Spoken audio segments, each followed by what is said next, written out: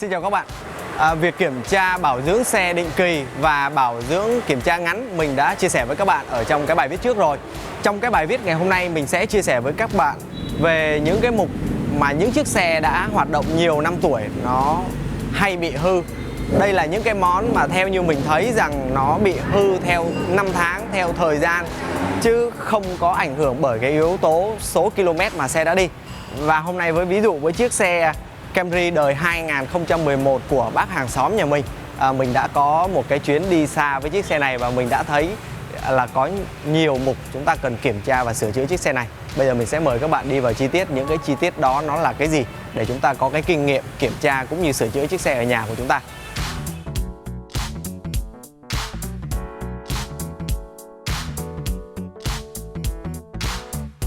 Một thứ rất là cơ bản mà hầu như chiếc xe nào theo năm tháng, theo vài năm, 3 năm, 5 năm, 7 năm nó cũng sẽ hư. Đó chính là những cái ron hay còn gọi là cái seal.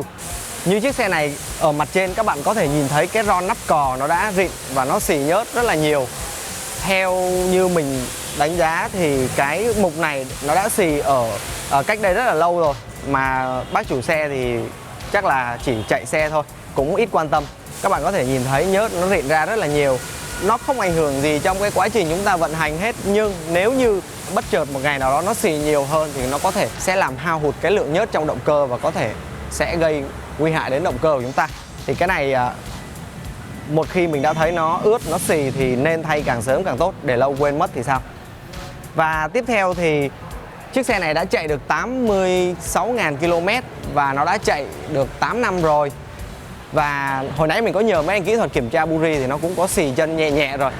Những cái mục này chúng ta cũng nên thay để cho cái hệ thống đánh lửa tốt hơn, đốt cháy nhiên liệu tốt hơn, vừa tăng công suất động cơ mà lại vừa tiết kiệm nhiên liệu. Rồi tiếp theo thì một vài mục khác là nó sẽ bị lão hóa theo năm tháng. Cơ bản nhất đó là cao su chân máy. Đây là một trong 4 cái cao su chân máy. Đây là nó chỉ mới nứt rạn thôi, nhưng mà nó đã ảnh hưởng đến cái độ rung của động cơ rồi. Chính vì vậy những cái hệ thống cao su này khi mà chúng ta thấy những cái vết nứt rạn thì nên thay sớm. Nó sẽ mang lại cái trải nghiệm lái xe êm ái hơn cho chúng ta. Mỗi khi mà đạp ga, tăng tốc hay là mới để máy, cái động cơ nó sẽ đỡ bị rung. Mình ngồi bên trong cũng nhận thấy cái việc mà nó rung như vậy. Thì tổng cộng là có 4 cái, một cái ở đây và ở bên dưới. Lát nữa mình sẽ xuống dưới kiểm tra bên dưới cho các bạn coi chi tiết hơn. Ngoài ra thì hệ thống bơm nước của gạt mưa, của cần gạt mưa nó cũng không hoạt động nữa. Trong quá trình mình đi thì trời đêm mưa gió và kính nó bẩn, mình thử xịt nước thì nó không lên nữa. Và mình đoán khả năng nó đã bị hư cái bơm nước rồi. Cái bơm nước thì nó chỉ nhỏ như ngón chân cái thôi, nhưng mà cái đó rất dễ bị hư. Nhất là do nguồn nước. Thứ hai nữa đó là do năm tháng tuổi tác nó cũng cũ rồi, thì hư là chuyện bình thường thôi. Mấy cái mục này không có quá đặc biệt. Và khi mà cho chiếc xe lên cầu kiểm tra thì đầu tiên nhất vẫn là những cái vết rỉ nhớt, đó là ở cái đáy cạc te. Nó cũng giống như là ron nắp cò bên trên, nó cũng là một hệ thống ron và nó cũng sẽ lão hóa theo năm tháng. Ở bên dưới đây cũng tương tự, nó cũng đã xì nhớt, rạn nhớt rồi, mà khá là nhiều. Mình nghĩ rằng nó đã xì trước đây cũng khá là lâu rồi. Thì đây là những cái mục chúng ta nên phải kiểm tra thường xuyên. Ví dụ như những bạn mà mua xe cũ thì chúng ta cũng sẽ nên kiểm tra những cái mục này. Rồi sâu bên trong một chút xíu thì hệ thống bơm thủy lực các bạn nhìn nó cũng xì nhớt rất là nhiều. Đó, những cái siêu hoặc là những cái ron nó được làm bằng cao su. Chính vì vậy cái tuổi thọ của nó cũng giới hạn theo năm tháng thôi. Có thể là 3 năm, 5 năm hoặc là 7 năm thì nhớt nó cũng sẽ xì.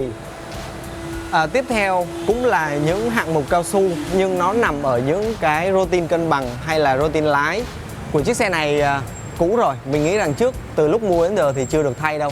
Chính vì vậy bây giờ nhìn những cao su nó đã sập hết rồi, nó đã bể và lòi ra tùm lum hết. Ví dụ như ở bên đây hay là bên dưới đây. Và cao su càng A và rô tin cân bằng.